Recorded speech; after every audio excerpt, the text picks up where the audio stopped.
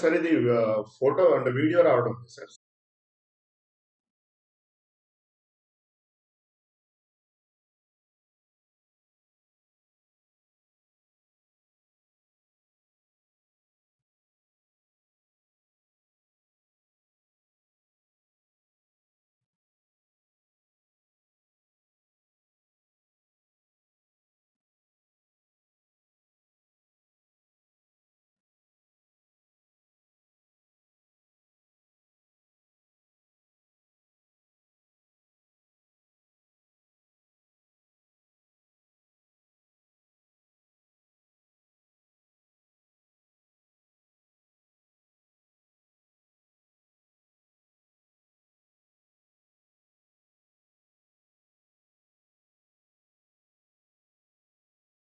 Hi friends, hello.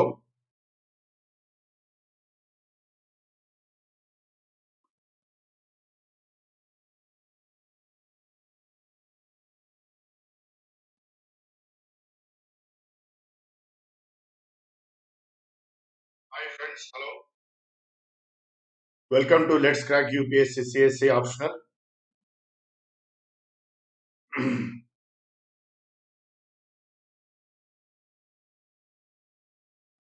India's largest online learning platform, Unacademy. From Unacademy, you will be getting daily live classes, live tests, quizzes, structured courses, unlimited access to course material and videos on civil services prelims and mains.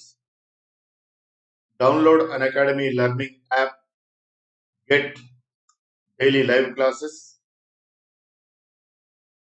This is Kiran Anishetti, faculty for political science, public administration, polity, issues in governance and ethics. I have done my MBA. I have done my MA in political science and public administration. Recently, I have completed my LLB as well. Got qualified UGC NET in both the subjects, political science and public administration. 4 times I took civils mains with public administration optional, each time scoring around 55 to 60% in my optional first optional, that is public administration. With regard to UPSC teaching, I have more than 10 years of teaching experience in UPSC. I have taught in Telangana Government ST IAS Study Circle, Telangana Government Minority IAS Study Circle, Super 60 IAS Academy Hyderabad, Challengers IAS Academy Hyderabad, Narayana IAS Academy Hyderabad, and Shine India IAS Academy Hyderabad. If you have any doubts, clarifications, you can contact me on my Telegram channel, that is Unacademy_Kiran Anishetti. Today we are going to discuss under political ideologies, very important one, that is Socialism Part 1, in which we are going to study how socialism originated, what are the basic tenets of socialism, and what are the various schools of socialism, schools of thoughts in socialism. In previous sessions, we have discussed liberalism. Now we are going to start series of lectures on socialism. I think it may take around 4 sessions to complete the entire socialism, which also includes communism. You can prepare with the top 100 educators of an academy such as Mrunal Patel, Roman Saini, Mudit Gupta, Sudarshan Gujjar, etc.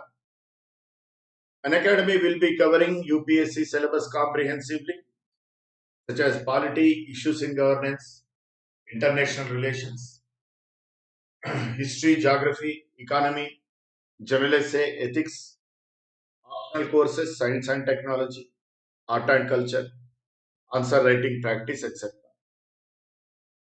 An academy is offering best subscription under which the aspirant will be getting daily live classes, test series, unlimited practice, Structured schedule.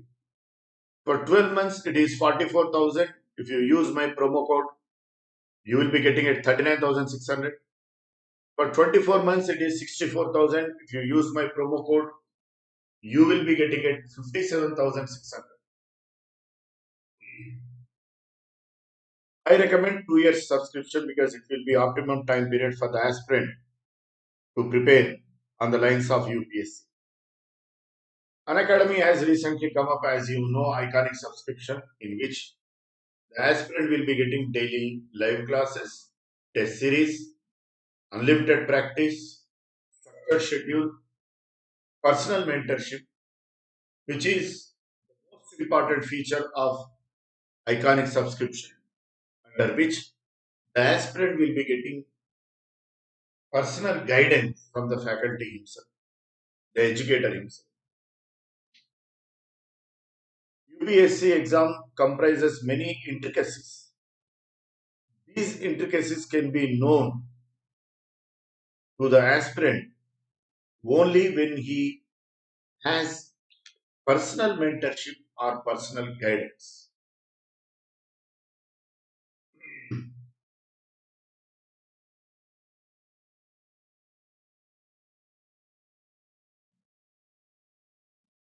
Apart from personal mentorship, the aspirant will be getting daily questions on mains, study planner, personal feedback.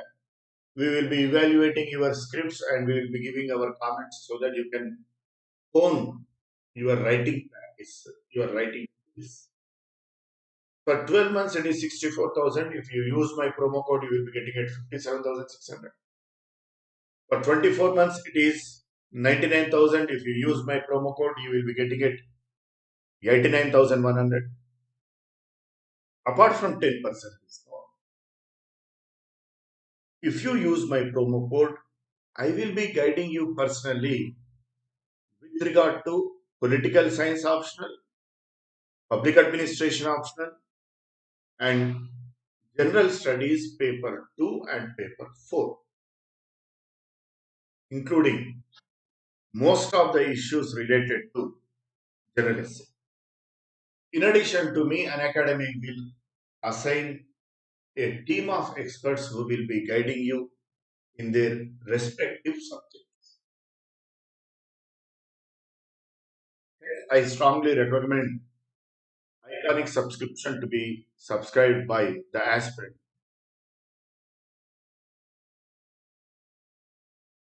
Socialism. The word socialism originated from the Latin word sociere, sociere, which means combine, which means to combine, to put together, or to share. Sociere means to combine or to share. First time it was used in 1827 in UK in Cooperative magazine. In 1830s, socialism used to exist in its rudimentary form in UK, led by socialist thinker Robert Owen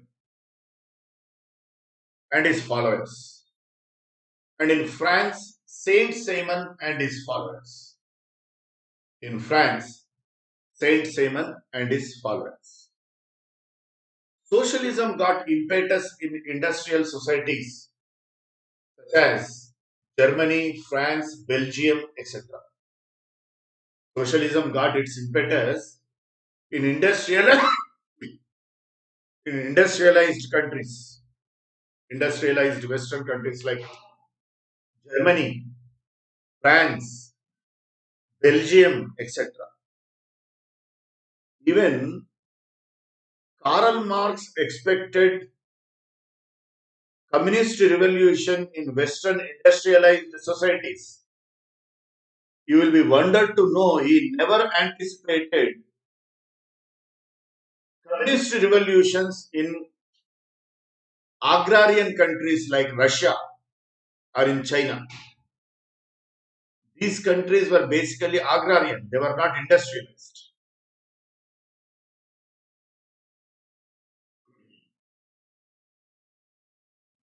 Socialism got impetus in industrialized societies such as Germany, France, Belgium, etc.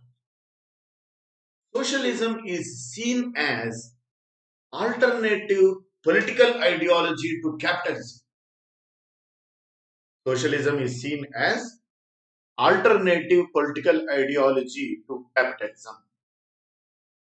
Alternative political ideology to capitalism.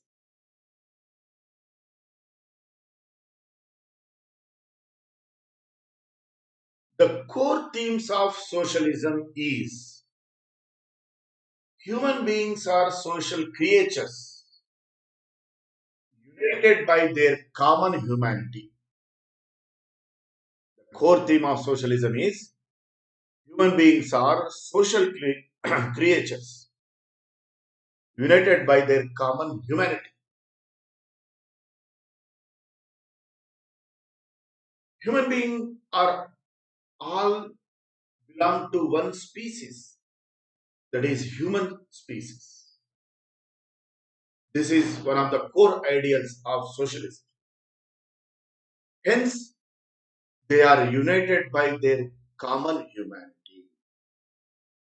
They are united by their common humanity. Social equality and satisfaction of basic needs are the central objectives of socialism. Social equality and satisfaction of basic needs are the central objectives of socialism. Are the basic needs, social equality, that is egalitarian society, where all sections of the people are equal irrespective of their socio-economic status, and satisfaction of basic needs such as food, shelter, clothing, education, health, safe drinking water, basic sanitation, electricity, housing, roads, transportation. Like that, socialism emphasizes on satisfaction of basic needs of all the sections of the society.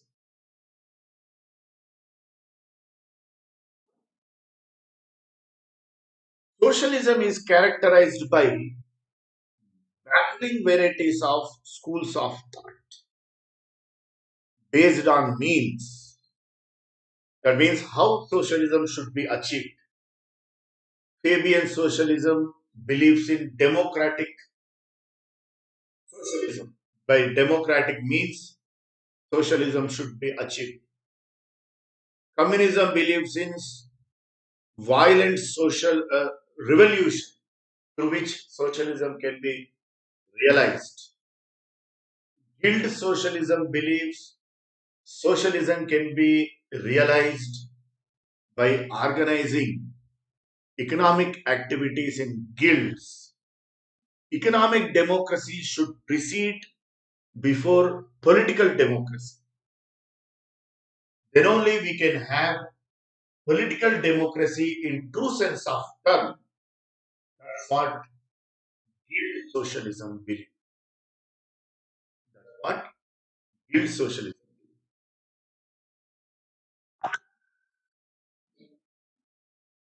So how to achieve the varieties of socialism? They are differentiated based on two parameters. That means that means how we can achieve socialism. Second, the objectives of socialism, the ends. What should be the objectives of socialism thus achieved? What should be the objectives of socialism thus achieved? What should be the objectives of socialism thus achieved? So Baffling varieties of schools of thought of socialism, they are differentiated based on these two parameters. These two parameters. The first phase of socialism originated against industrial exploitation in industrial countries like UK, Germany, France. Because during this massive industrialization, workers used to be exploited. Long working hours, 14 hours a day, 16 hours a day. Even the children, the women, the old used to be subjected to such kind of oppressive working. Used to be subjected to such kind of oppressive working. Such kind of oppressive working.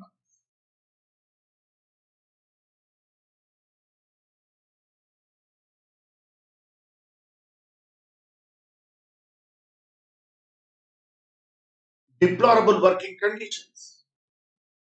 Lack of basic amenities such as places to wash their clothes, their hands, to have separate place for to have food, the facility of toilets, washrooms, pathetic working conditions in which even proper lighting used to be lacking. Hence, the first phase of socialism originated against industrial exploitation in industrial countries. We need to remember that in those times, workers never used to have right to vote, the franchise. Workers never used to have franchise.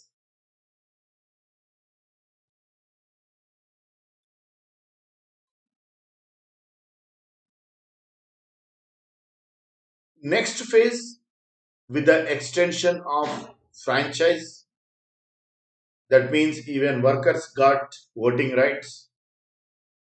With the legislation of factory laws, that means prescribing minimum wage, the maximum number of working hours, prescribing minimum basic minimum amenities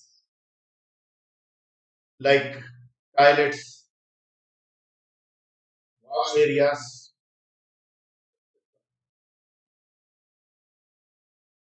In this context, social democratic parties originated. In this phase, we can say Fabian socialism originated, led by British socialist thinker George Bernard Shaw. This was the next phase of the development of socialism. After that, in 20th century, socialism manifested itself in anti-colonial struggle in African countries and Asian countries, such as in India. We have the famous socialist movement against the Britishers, Hindustan Socialist Revolution Army, led by Chandrasekhar Azad, Bhagat Singh. They were influenced by socialist idea. Master Da Surya Sen, Kalpana Datta. These were the major proponents of socialist revolution against colonial rule. Even within Congress party, socialist ideals used to be predominant. For instance, Subhas Bose and Nehru. You will be wondered to know Subhas Bose, Nehru, and Bhagat Singh. They used to share dayas to spread socialist ideas. To spread socialist ideas. Acharya Narendra Dev, Acharya N.G. Ranga, they floated socialist forum within the Congress party for farmers. This is how, in 20th century, socialism manifested itself in the form of anti-colonial struggles. By the end of First World War, the division between evolutionary socialism and revolutionary socialism got entrenched, got entrenched by Bolshevik revolution. By Bolshevik revolution. I'm sorry, my assistant made a mistake. DTP operator got entrenched.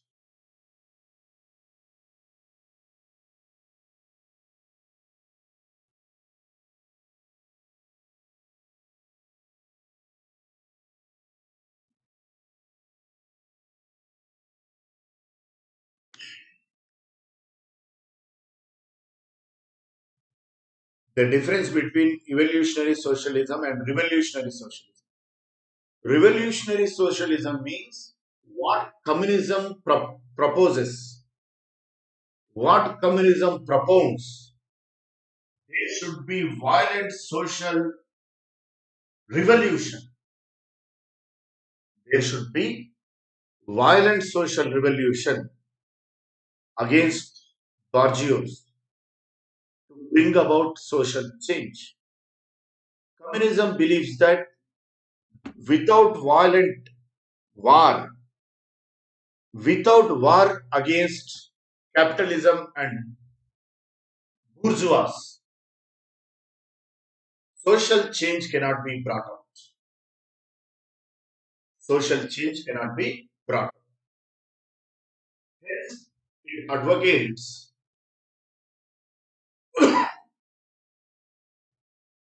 so violent social revolution. That is termed as revolutionary socialism. On the other hand, socialist schools of thought, such as Fabian socialism, guild socialism, they believe that social change should be brought out in a slow manner, in an evolutionary manner, by empowering people, by imparting quality education, by extending quality health services to the poor, by providing basic amenities to the poor. This is how the vulnerable sections of the society and the downtrodden sections of the society should be uplifted gradually. That is evolutionary socialism. The division between evolutionary socialism and revolutionary socialism got entrenched with Bolshevik revolution.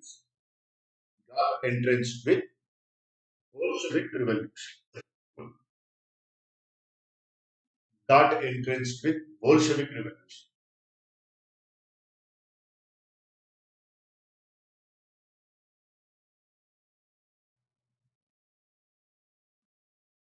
20th century experienced nationalist socialism in African and Asian countries as anti-colonial struggle, as we have discussed. Now we will discuss the core themes of socialism.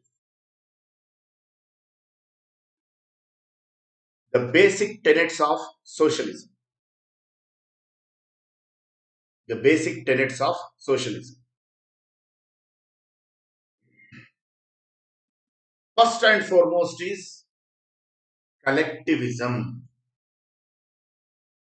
When we discussed liberalism, you might have you might be remembering the core theme of liberalism is individualism. The core theme of liberalism is individualism, giving importance to individual needs and individual interests. But on the other hand, one of the core themes of socialism is collectivism. Collectivism. Socialism believes that human beings are social creatures. Human nature has a social core. This is clearly evident from lockdown period. During corona pandemic, people were forced to restricted to their residences. Large chunk of people they got agitated. They were suffering from a kind of psychological trauma. They were suffering from a kind of psychological trauma.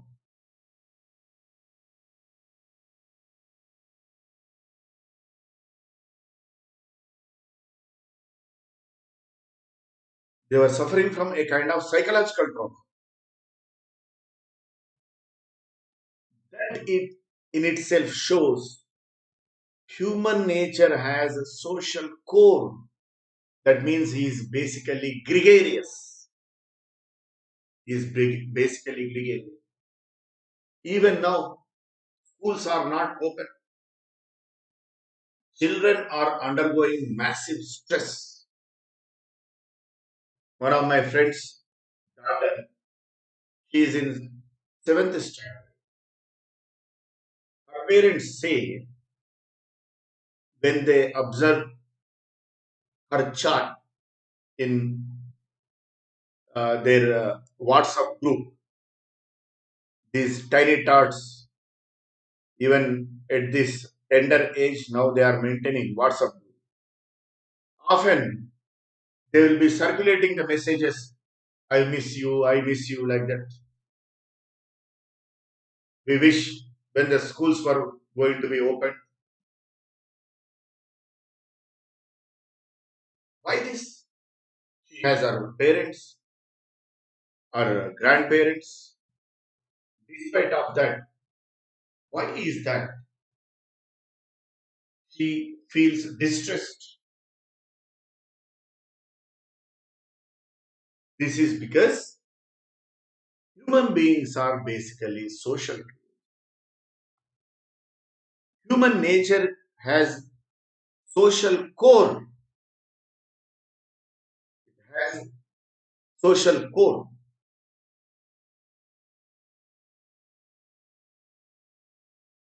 Socio-economic problems can comprehensively be solved.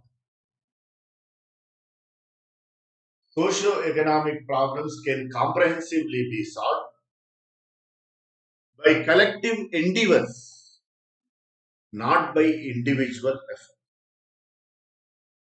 Socialism believes that the socio-economic problems like poverty, illiteracy, underdevelopment, the plight of vulnerable sections of the society, the plight of downtrodden sections of the society, these can be solved by collective endeavor, not by individual efforts. By collective endeavor, not by individual effort. Not by individual. Human beings are tied together through the bonds of common humanity, which is expressed in the principle of fraternity. Human beings are knitted together through the bonds of common humanity. Somewhere in Africa, in African countries, some bloodshed happens. We feel pity from the core of our hearts. We feel pity from the core of our hearts because our brethren, our brethren are suffering in Africa.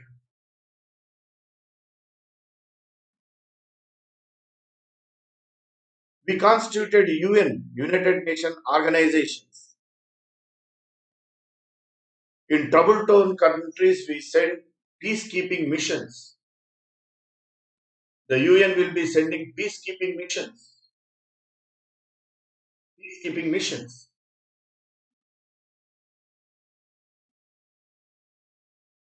For what? To save the people from civil war.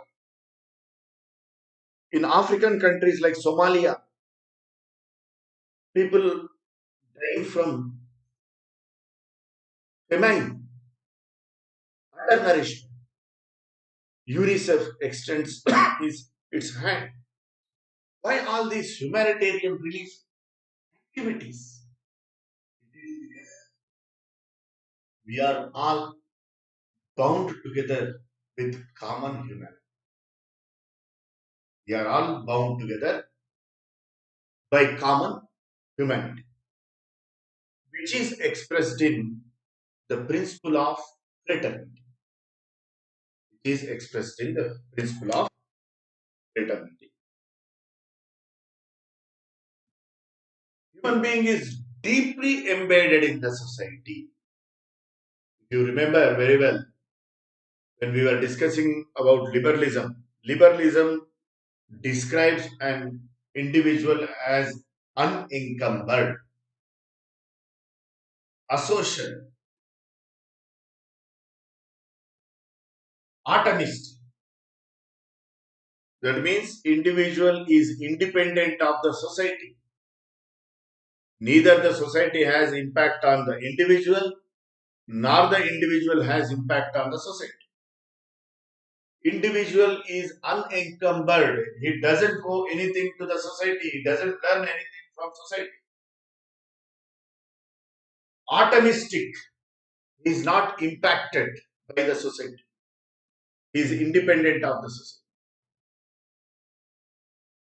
But on the other hand, socialism believes that human being is deeply embedded in the society.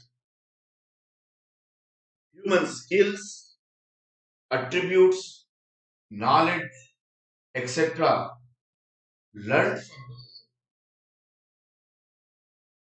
human skills, attributes, knowledge, etc. are learned from the society. Human behavior and attitude can be understood from the society from which he comes. Socialism believes human behavior and attitude can be understood from the society from which he comes. Simple example, you go to any tourist, major tourist centers in India where foreigners thrown like Goa, uh, Varanasi, Tamil Nadu, the famous temples in Tamil Nadu, then Gokarna are the famous forts in Rajasthan. Wherever you go, the foreigners spend all their money, they frit away all their earnings.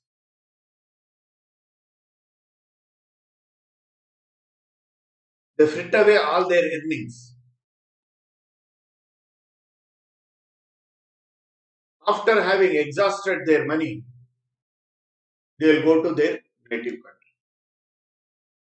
They, if you go to Goa, at the most we may be staying 3 days, 4 days, maximum 1 week. But Foreigners, they might have been staying over there for 2 months, 6 months, sometimes 1 year. Why is it so? They are confident enough that after returning to their native country, they will again get the job. Even if they do not get job, the government will pay the compensation. That's why they are not bothered about savings and they want to enjoy their life. Basically, Western culture is characterized by hedonistic values, fun and frolic.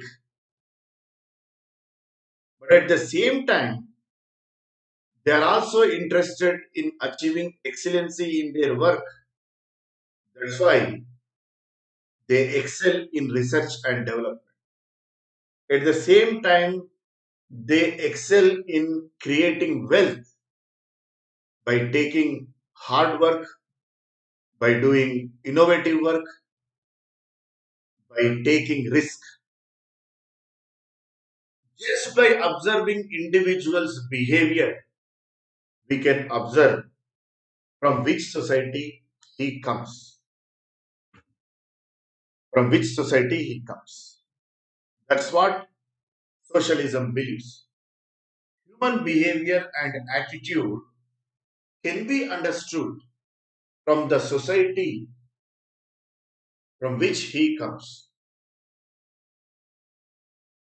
Man always learns, adopts his knowledge, skills, and expertise from his surrounding circumstances and situations.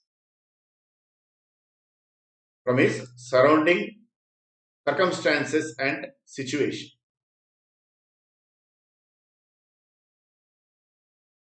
Man always he from adopts his knowledge, his skill,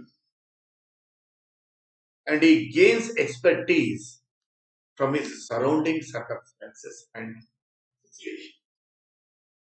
For instance, I have a great teacher who taught me functional English.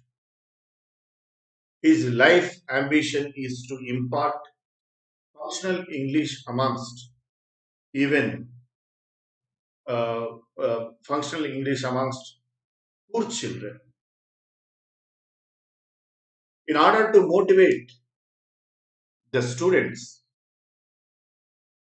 he shows a video in which semi-literate child who is at the age of 12 or 14, in order to make both ends meet in tourist areas such as Hampi or other uh, major tourist areas, he is doing guide job explaining the art and architecture of the rulers, medieval and ancient rulers. As part of his profession, he has to mingle with foreigners. By continuously mingling with foreigners, he learnt English. By continuously mingling with foreigners, he learnt English. And he can get across his ideas in English without any grammatical mistake. A poor boy having minimum education, that too from government school, how could he learn English from his surrounding, from the foreign travelers, from his colleagues, from the visitors to the place? This is how man always adopts his knowledge, skills, and he gets expertise from his surrounding circumstance. Even in civils preparation, when we prepare for UPSC exam, we learn many things from our seniors. For instance, my seniors used to say that public administration optional is minimum guaranteed option,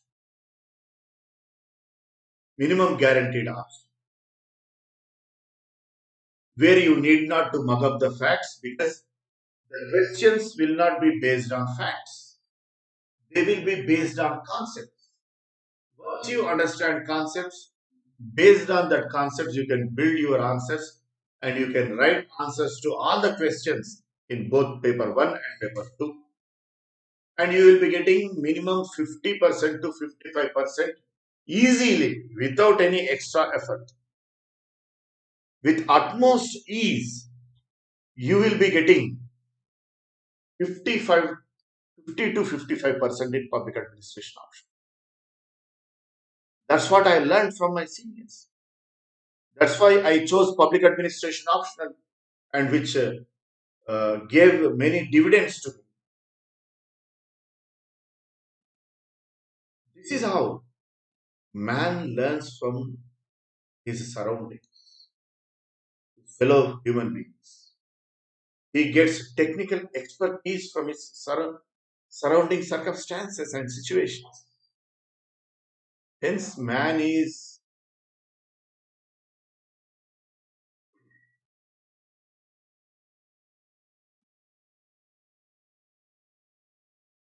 indebted to the society.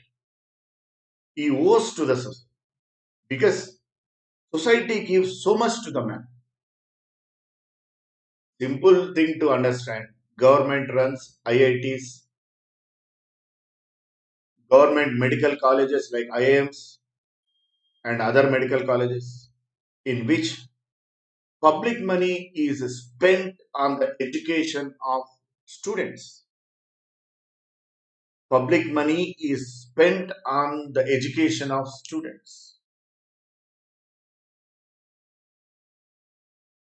where they get benefit out of taxpayers' money.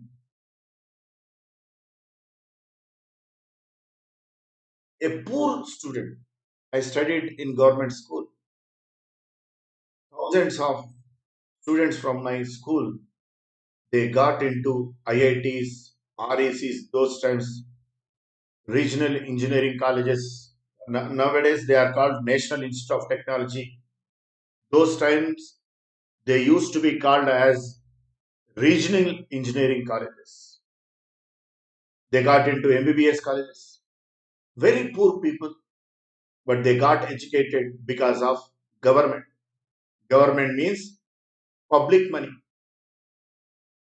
At the expense of public money, they got quality education, because of which they have been catapulted to neo-rich culture, neo-rich strata of the society. This is how man is encumbered to the society. He tremendously owes dues to the society. This is what the socialism believes.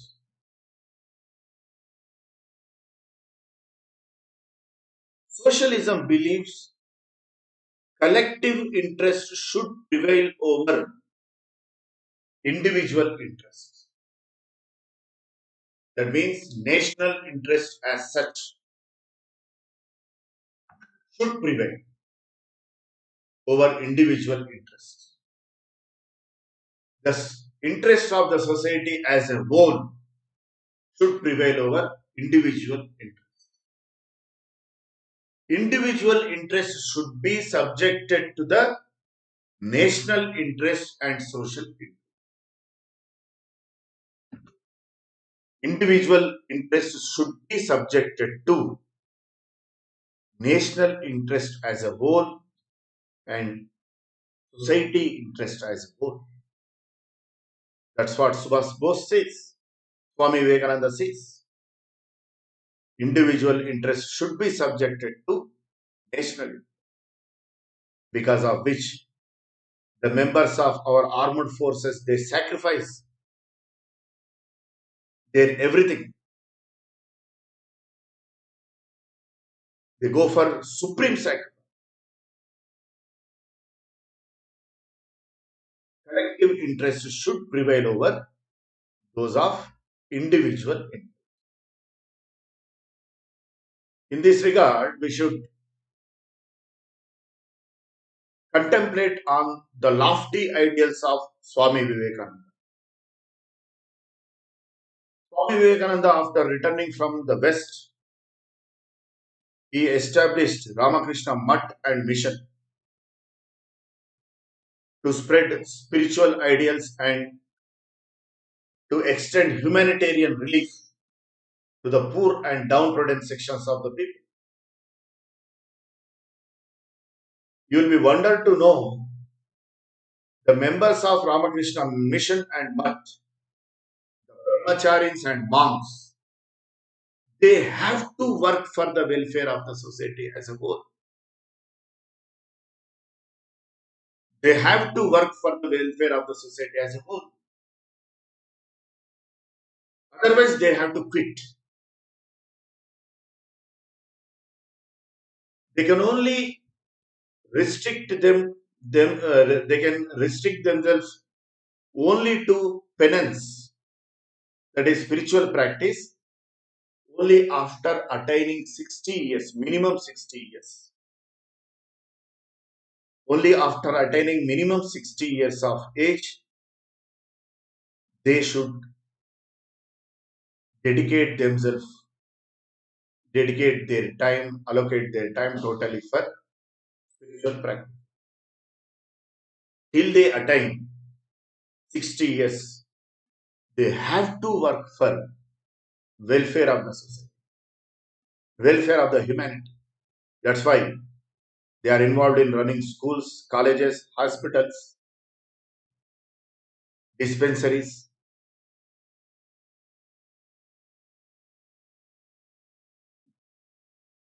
The twin ideals of Ramakrishna Mission and Mutt, Atmano Mokshardam Jagat Hitacha, liberation of one's own soul and benefit of the humanity. This is how collective interest should prevail over individual interest. The state should play an important role in the promotion of collective interest.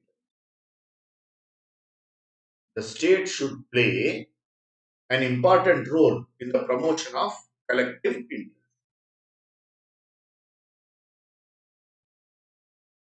That means the state should be welfareistic state. It has to run government schools, colleges, hospitals, dispensaries, etc.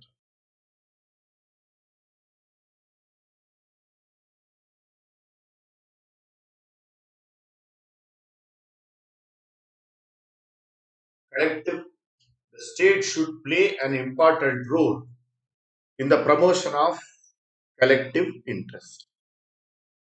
In the promotion of collective interest.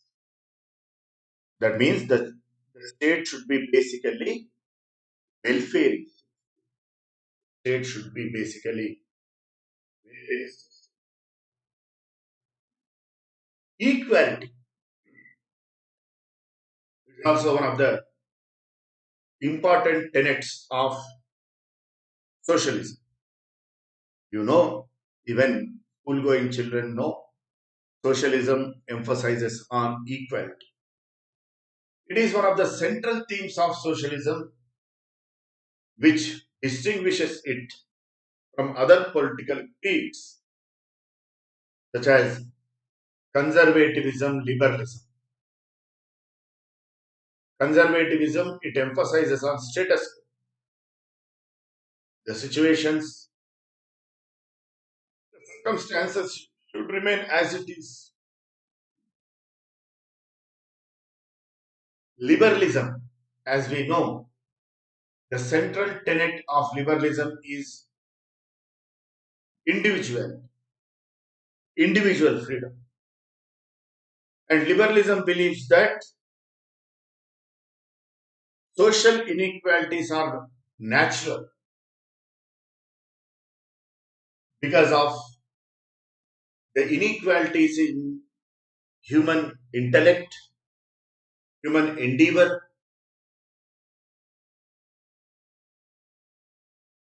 skills, knowledge, etc. Hence, the state should not interfere with these. But on the other hand, socialism emphasizes on egalitarian society. It emphasizes on egalitarian society. That is to establish equality in the society. That is to establish equality in the society. It emphasizes on egalitarian society.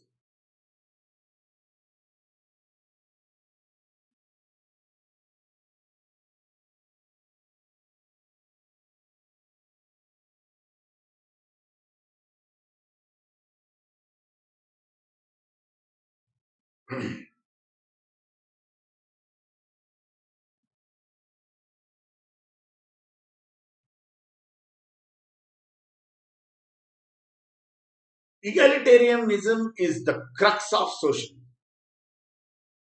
Egalitarianism is crux of socialism, which upholds justice and fairness. Everyone should get what is due to him. Fairness. Everybody should be treated fairly. There should not be any discrimination. Poor people, they are entitled to get quality education. As Swami Vivekananda used to say, if the child of Brahmin has a single teacher, a child of Dalit should have 10 teachers. A child of Dalit should have 10 teachers. And he always used to emphasize upon education because education is the most equalizing factor in the society. Education is the most equalizing factor in the society. I have seen, I know personally, people who could not afford breakfast, who could not afford proper clothing. Now they got catapulted to neo rich part of the society. Because of whom? Because of education. Most equalizing factor in the society. Most equalizing factor.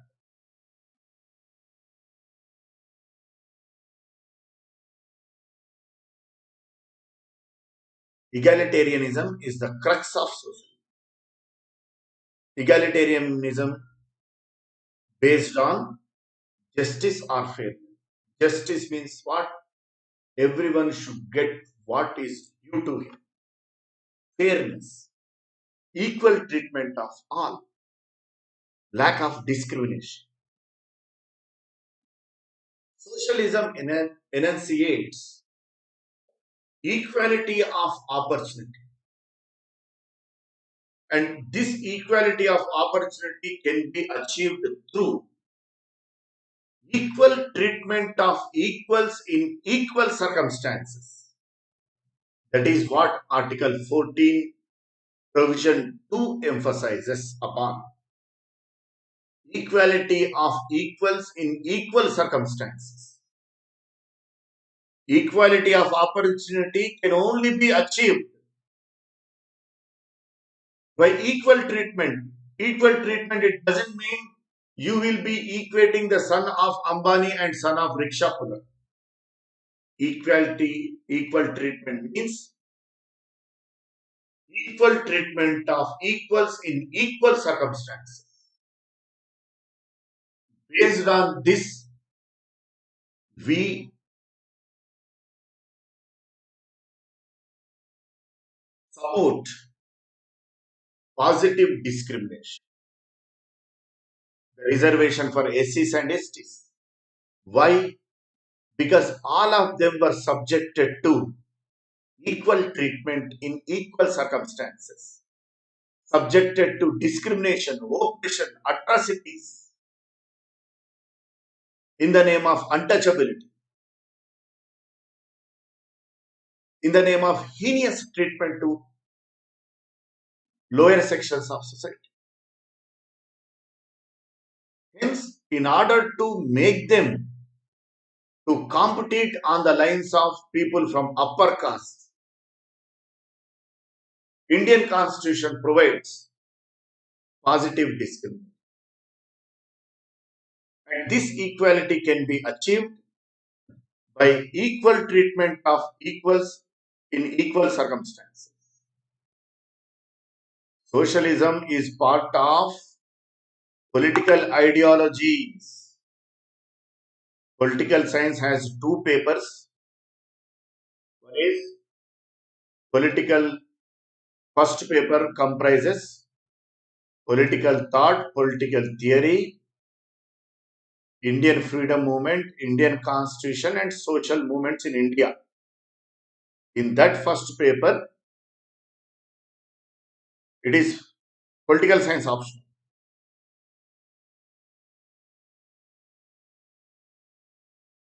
Now I am teaching you political science. It comes under political ideologies of first paper of political science. In political ideologies, we have various ideologies: communism, socialism, liberalism, etc. In that, we are studying communism. In my previous sessions, I have discussed liberalism. Now we are discussing socialism, in which we will discuss socialism, democratic socialism, communism, guild socialism also. It comes under political science paper 1. In political theory, we have chapter political ideologies. Political ideologies. This is how socialism envisages equality of opportunity by facilitating equal treatment of equals in equal circumstances. Political equality and legal equality rest on the bedrock of socio-economic equality. This is what Ambedkar says. Baba Saheb Ambedkar also says. Political equality, legal equality rests on the bedrock of socio-economic equality. That means unless and until you are socially, economically empowered, you won't be able to realize political rights such as fundamental rights and other legal rights. You may hear the allegations of violation of fundamental rights by police in those pockets of the country where people suffer from poverty, illiteracy. But can you hear such kind of police atrocities in Gurgaon, Noida, or Silicon Valley in the white fields in Bengaluru, where software industry is developed, or high-tech city Madhapur, Rayadurgam in Hyderabad, where software industry is entrenched? Why don't we hear police atrocities, allegations of police atrocities in these posh areas? Because in these areas, people are economically and socially empowered. If their rights were to be violated, immediately they hire a reputed lawyer in High Court and habeas corpus petition will be filed. They will be photographing everything in their sophisticated iPhones or Android phones. Hence, in order to realize political equality and legal equality, that can only be realized only when we have socio-economic equality. Very good question was asked in political science optional paper just 3 years ago. Ambedkar's statement they gave: political democracy rests on the bedrock of socio-economic democracy. Comment.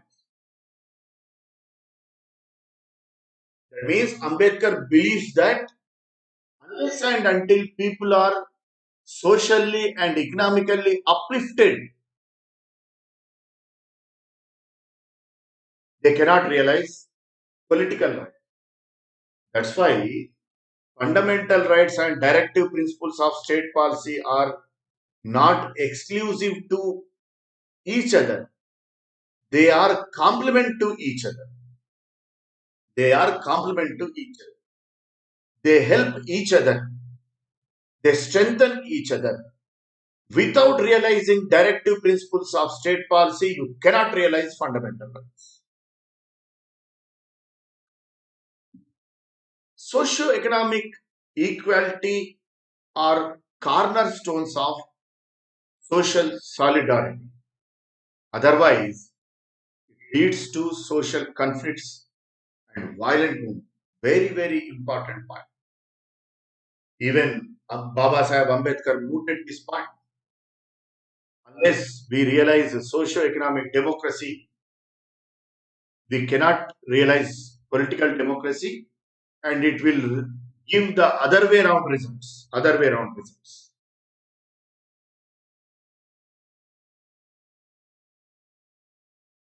The way, because of feudal oppression, how violent movements erupted in West Bengal, in Telangana, in Andhra. Hence, social and economic equality are cornerstones of social solidarity. Otherwise, it will lead to violent and conflict movement. When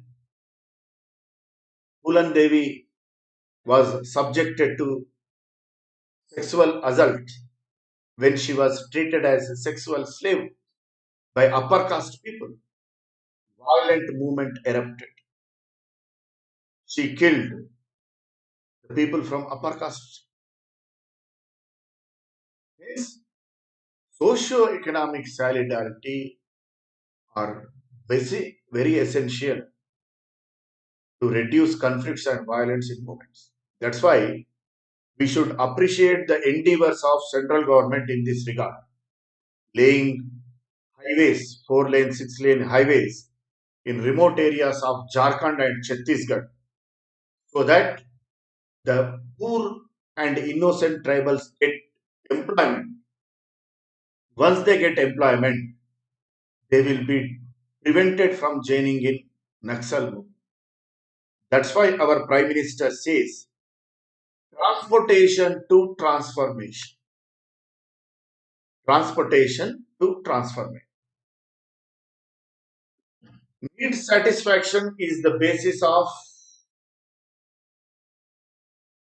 human fulfillment and freedom. Distribution of wealth on the basis of need satisfaction has clear egalitarian implication. The national wealth, national resources ought to be distributed based on need satisfaction. Based on need satisfaction.